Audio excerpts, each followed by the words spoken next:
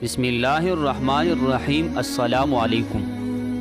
امام ابو داود رحمۃ اللہ علیہ ایک بار کشتی میں سفر کر رہے تھے۔ انہوں نے دریا کے کنارے پر ایک آدمی کو چھینکنے کے بعد الحمدللہ کہتے ہوئے سنا۔ چھینکنے والا الحمدللہ کہے تو جواب میں یرحمک اللہ کہنا سنت بھی ہے اور مسلمان بھائی کا حق بھی۔ امام کی کشتی آگے نکل گئی۔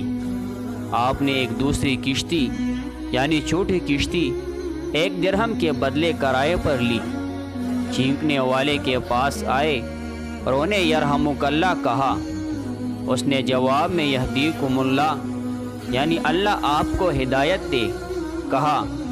امام واپس اپنی کشتی پر آ گئے۔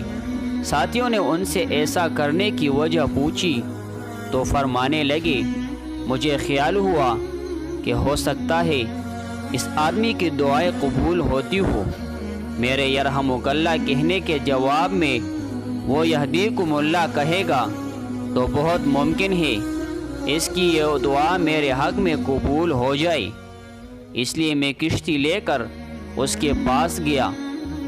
رات کے وقت ایک غیبی آواز گونجی، کشتی والو، ابو داود نے 1 درہم کے بدلے اللہ سے جنت خرید لی ہے۔